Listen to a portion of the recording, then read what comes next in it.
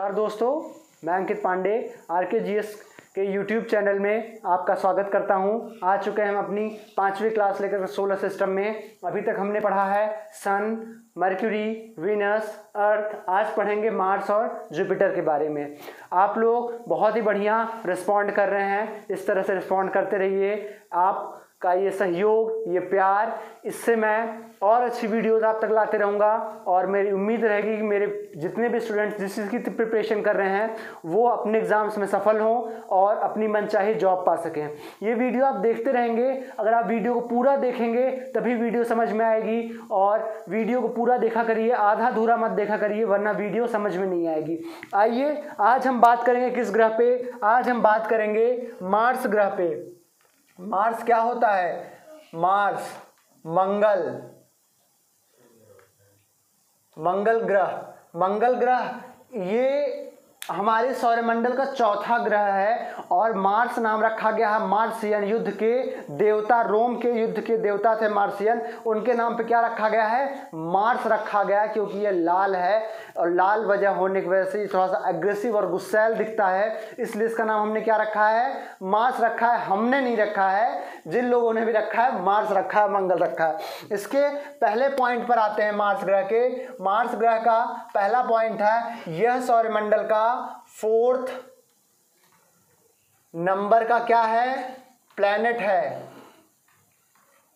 यह हमारे सौरमंडल का चौथे नंबर का ग्रह है, 4th नंबर पर आता है। समझाता हूं फिर से बाय फिगर: सन, मर्क्यूरी, वीनस, अर्थ, देन मार्स। आज हम किसकी बात करेंगे? मार्स की बात करेंगे, मंगल ग्रह की बात करेंगे। यह हमारे सौरमंडल का चौथा ग्रह है। ठीक है, चौथा ग्रह है। क्वेश्चन पूछता है मंगल ग्रह हमारे ग्रह सौरमंडल का किस नंबर का ग्रह है? उसके बाद आता है इसका कुल व्यास लगभग 6679 किलोमीटर है। इसका कुल व्यास कितना है? पूछता है मंगल ग्रह का कुल व्यास कितना है? वो 6679 किलोमीटर का है। उसके बाद आता है इस ग्रह के वायुमंडल में, पॉइंट नंबर 3, इसके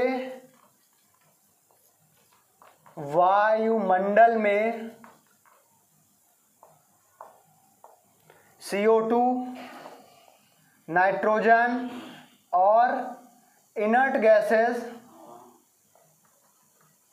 प्रेजेंट हैं। इनर्ट गैसेस मतलब अक्रिय गैसेस प्रेजेंट है। सबसे ज्यादा क्या प्रेजेंट है? कार्बन डाइऑक्साइड, नाइट्रोजन और इनर्ट गैसेस मंगल ग्रह पर सबसे ज्यादा मौजूद है। पॉइंट नंबर 4 मंगल ग्रह के बारे में। देखिए, थोड़ा सा मैं तेज चल रहा हूं क्योंकि क्लासेस थोड़ी लंबी हो रही हैं, वीडियो ज्यादा बन रही है इस पे, तो थोड़ा सा इसको जल्दी वाइंड अप करने की कोशिश कर रहा हूं, जिससे कि हम अगले सब्जेक्ट पे स्विच कर सके। आइए, यहां पर हो गया पॉइंट नंबर 3। पॉइंट नंबर 4 आता है कि यहाँ पर फेरस ऑक्साइड बहुत ज़्यादा है, FeO2, फेरस ऑक्साइड बहुत ज़्यादा है। इसी कारण से इसे हम क्या कहते हैं? लाल ग्रह भी कहते हैं। लाल ग्रह, ये क्या है? लाल है ना, इसको लाल ग्रह कहते हैं क्योंकि यहाँ पर सबसे ज़्यादा क्या है? फेरस है, आयन है, मतलब लौह सबसे ज़्यादा पाया जाता है। यहाँ की मिट्टी में लौह की मौजूदगी सबसे ज़्यादा है और फेरस डाइऑक्साइड यहाँ पर सबसे ज़्यादा प्रेजेंट है। और अब इसके बाद बढ़ेंगे पॉइंट नंबर 5। पॉइंट नंबर 5 हमारा क्या है? पॉइंट नंबर 5 है मंगल ग्रह के, हमारे जो मंगल ग्रह है ना, उसके 2 चंद्रमा हैं। हमारा तो एक चंद्रमा मामा है, लेकिन इसके 2 मामा हैं। 2 मामा कौन है? इसके 2 उपग्रह हैं। इसके 2 उपग्रह हैं। पहला कौन सा है? पहला है फोबोस, दूसरा है डेमोस। फोबोस और डेमोस इसके दो प्राकृतिक उपग्रह हैं। मंगल ग्रह के दो चंदा मामा हैं, फोबोस और डेमोस। फोबोस और डेमोस कितने चंदा मामा हैं मंगल ग्रह के? दो हैं, Phobos demos, Phobos demos, Phobos demos. याद हो जाना चाहिए क्लास के दौरान। पॉइंट नंबर 6, पॉइंट नंबर 6 क्या है? आइए देखते हैं पॉइंट नंबर 6 पे। पॉइंट नंबर 6 है 1979 में यहाँ पर वाइकिंग 1 और वाइकिंग 2, ध्यान दीजिएगा, 1979 में मंगल ग्रह पर वाइकिंग 1 और 2 नामक दो सैटेलाइट्स भेजी गई थी। दो खोजी वहां पर कृत्रिम उपग्रह भेजे गए थे। कृत्रिम उपग्रह, कृत्रिम उपग्रह मतलब क्या होता है? जो आदमी बनाए, मैन मेड हो, भेजे गए थे। और उसने क्या पता लगाया कि मंगल ग्रह पर जीवन नहीं है। किसने पता लगाया है? वाइकिंग 1 और वाइकिंग 2 ने। कब भेजा है? 1979 ने। किसने भेजा है? यूएसए के नासा ने भेजा है। चीजें याद रखिएगा। पूछता है कि कब भेजा गया था वाइकिंग 1979, किसने भेजा? नासा ने भेजा। कहां से भेजा? यूएसए से भेजा। काम क्या था? काम ये था कि मंगल ग्रह पे जाके पता लगाया कि मंगल ग्रह पे जीवन है भी या नहीं। पॉइंट नंबर 6 हो गया। एक बार आप पॉइंट्स को सारे नोट डाउन कर लीजिए या फिर स्क्रीनशॉट ले लीजिए, जिससे कि आपको बिल्कुल भी ये पॉइंट्स भूले नहीं और याद रहें। यहाँ तक आप लिखिए फटाफट से और इसको याद करिए। अब इसको मैं क्या करता हूँ, इरेज एक बार समझा देता हूँ। यह हमारे सौरमंडल का चौथा प्लैनेट है। इसका कुल व्यास जो है वो है 6679 किलोमीटर। इस पे वायुमंडल नहीं है, यहाँ के ग्रह पर वायुमंडल नहीं है। यहाँ पर सबसे ज़्यादा कार्बन डाइऑक्साइड, नाइट्रोजन और इनर्ट गैसेस प्रेजेंट हैं।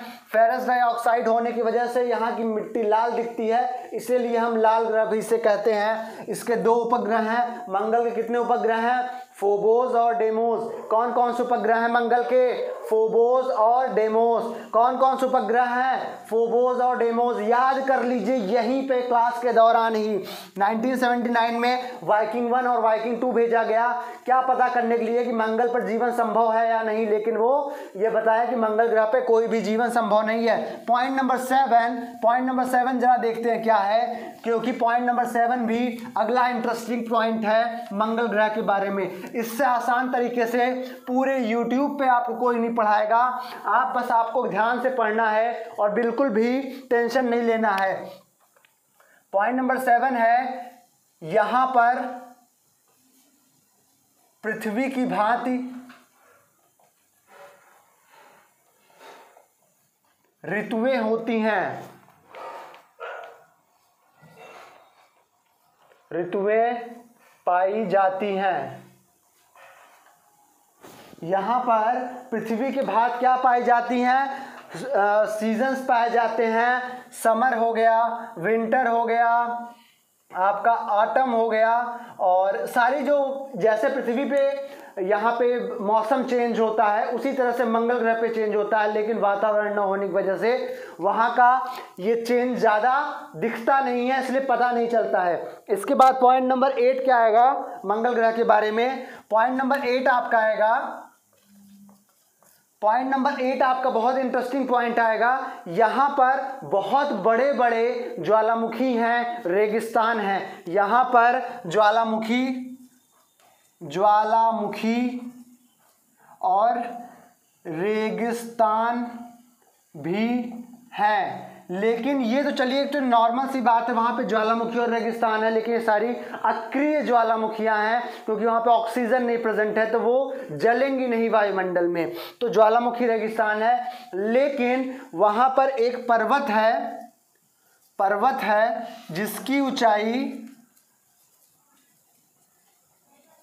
जिसकी ऊंचाई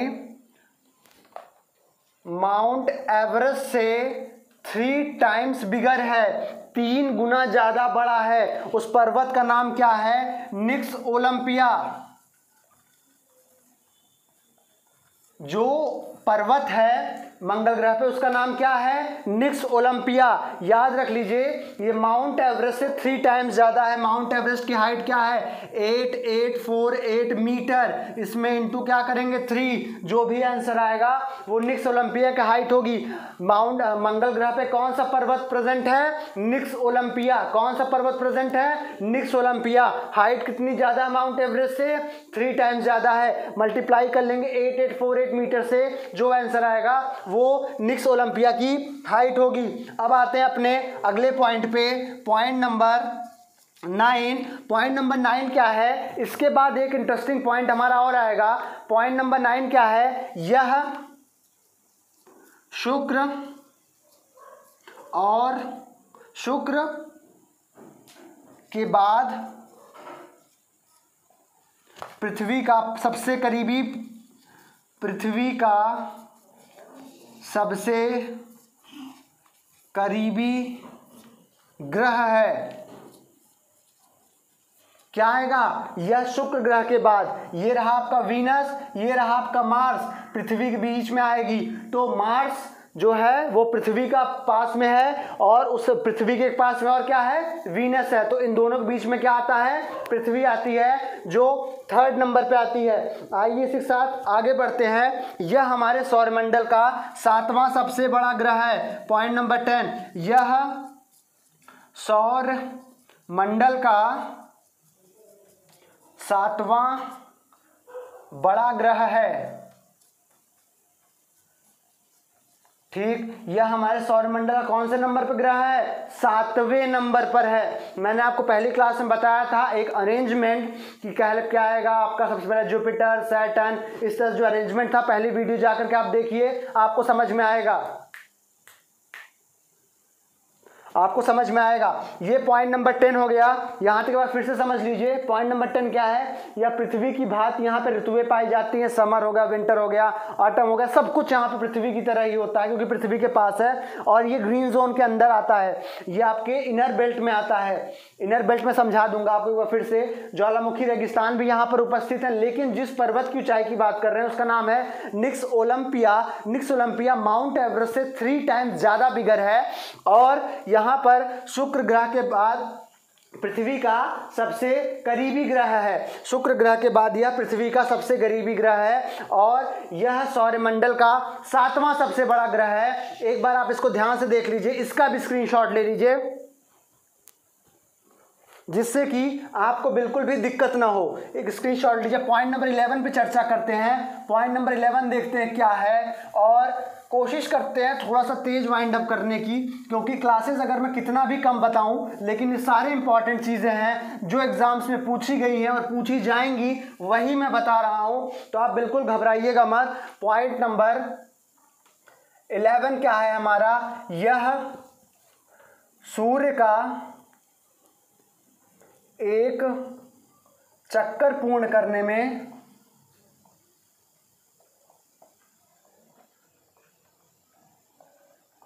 एक चक्कर पूर्ण करने में 667 दिन लेता है। 667 दिन लेता है, मतलब कैसे? ये आपका सूर्य हो गया, और ये इसका पाथ हो गया। ये थोड़ा सा इसका पाथ जो है वो पाथ से भटक गया है, तो इसका जो पाथ हो गया वो इस तरह से कुछ हो गया। यहाँ से अगर ये चलेगा और यहाँ से अपना पूरा चक्कर पूरा करके यहाँ पर आने में फिर कितना दिन लेगा? 667 डेज, मतलब कि पृथ्वी से लगभग 2 गुना ज़्यादा लेता है। पृथ्वी पर जब 2 साल बीतेगा तो मंगल ग्रह पर 1 साल बीतेगा। तो ये बात भी आप ध्यान दे लीजिएगा। आइए बढ़ते हैं पॉइंट नंबर 11 पे। पॉइंट नंबर 11 सॉरी हो गया है, पॉइंट नंबर 12 पे बढ़ते हैं। पॉइंट नंबर 12 क्या है जरा देखते हैं। पॉइंट नंबर 12, यह अपनी धुरी पर एक चक्कर 25 घंटे में पूरा करता है। 25 घंटों में पूरा करता है। और पृथ्वी एक चक्कर कितने घंटे में पूरा करती है? आपका 24 घंटे में। और ये एक चक्कर पूरा करता है आपका 25 घंटे में, तो 1 घंटे चक्कर पूरा करने में इसको 25 घंटे लगते हैं और इसका 1 साल कितने दिन का होता है? 667 डेज का 1 साल होता है। पॉइंट नंबर 13 क्या है, जरा इस पे भी एक बार नजर डालिए। यह अपने अक्ष पर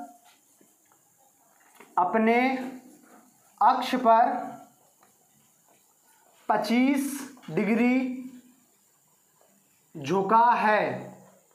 अच्छा, यह अपने अक्ष पर 25 डिग्री झुका है। अगर इसको हम ऐसे बना करके इसका एंगल निकालेंगे तो ये जो है हमारा ये 25 डिग्री झुका है और इसका इनर एक्सिस फिर कितना हो जाएगा आपका? 90 - 25 65 ही इसका इनर एक्सिस हो जाएगा। तो याद रखिएगा अपने एक्स पे 25 डिग्री झुका है और आंतरिक कोण इसका कितना होगा? आंतरिक कोण जो होगा वो होगा 65 डिग्री। पृथ्वी कितना था? 66.5 डिग्री। इसका कितना हो गया? 65 डिग्री। ये पृथ्वी से 1.5 डिग्री ज़्यादा झुका है, अपने एक्सिस पर टिल्ट है। यहाँ तक हो गया पॉइंट नंबर 13। पॉइंट नंबर 14 देखिएगा ध्यान से एक बार। पॉइंट नंबर 14 क्या है? पॉइंट नंबर 14 है इस ग्रह की खोज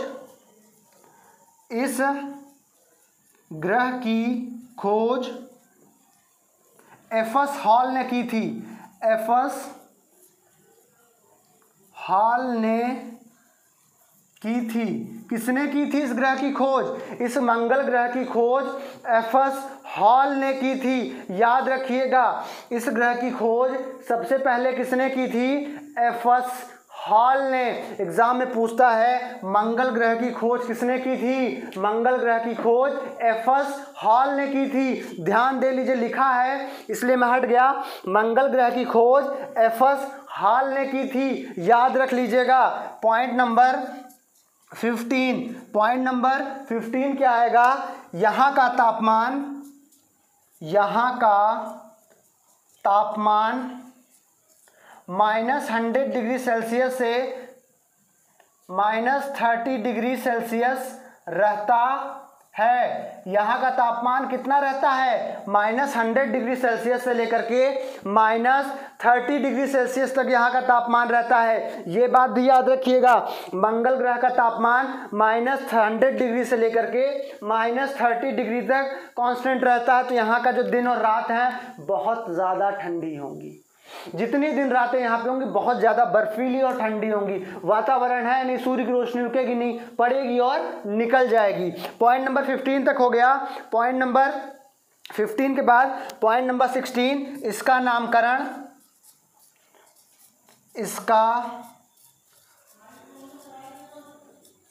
नामकरण रोम के देवता के नाम पर रखा गया है। देवता के नाम पर रखा गया है। इसका जो नाम है वो रोम के युद्ध के देवता के नाम पर रखा गया है। मैं आज बृहस्पति नहीं पढ़ाऊंगा क्योंकि इतनी जानकारी आपको जानना बहुत ज़रूरी है। इतनी जानकारियों के एक बार स्क्रीनशॉट ले लें, इसको याद कर लें, इसको समझ लें, फिर मैं आगे आपको और चीज़ें समझाता हूँ इस सौरमंडल के बारे में। फटाफट से इसका आप स्क्रीनशॉट ले लें, उसके बाद में इसका आपको और समझाता हूँ। फटाफट से ले लें, तब तक मैं आपको और चीज़ समझाऊंगा इसके बारे में। आप इसी तरह से वीडियोस पे प्यार दिखाते रहें, वीडियोस देखते रहें, पूरी वीडियो देखिएगा। मैं आपसे सबसे रिक्वेस्ट करता हूँ पूरी वीडियो देखा करिए, आपको वीडियो समझ में आएगी। जितनी नॉलेज दे रहा हूँ, जितना आपको मैं पढ़ा रहा हूँ, वही एग्जाम्स में पूछता है। आपको बहुत लंबा चौड़ा लेक्चर में लिखवा दूँ, उससे कोई मतलब नहीं है जब तक ये आपको फैक्ट्स नहीं पता होंगे। और फैक्ट्स जानने के लिए आपको वीडियो पूरी देखनी पड़ेगी। आधे में छोड़ कर भागेंगे तो बिल्कुल समझ में नहीं आएगा। यहाँ तक आप लिख लीजिए। इसके बाद मैं आपको थोड़ा सा समझा देता हूं इनर बेल्ट में कौन कौन से आते हैं और आउटर बेल्ट्स में कौन कौन से आते हैं। इसी वीडियो के दौरान मैं आपको थोड़ा सा समझा देता हूं इनर बेल्ट और आउटर बेल्ट क्या होती है। फटाफट से घड़ी कर रही है इशारा आपसे विदा लेने का, लेकिन इनर बेल्ट और आउटर बेल्ट समझा देता हूं। आपका यहाँ पे सूर्य हो गया, सन, उसके बाद आपका 1 2 3 4 5 6 7 8 Mercury, Venus, Earth, Mars, Jupiter, Saturn, Saturn, Uranus और नेपच्यून। देखिए इनर बेल्ट्स क्या होती हैं? इनर बेल्ट वो बेल्ट होती हैं, देखिए इस 8 ग्रह को 2 पार्ट में डिवाइड किया गया है। फर्स्ट 4 प्लैनेट्स जो हैं ये इनर प्लैनेट्स कहलाते हैं, आंतरिक ग्रह कहलाते हैं। इसको हम क्या बोलते हैं? आंतरिक ग्रह भी बोलते हैं। और ये 4 प्लैनेट्स आप क्या कहलाएंगे? आउटर प्लैनेट्स कहलाएंगे।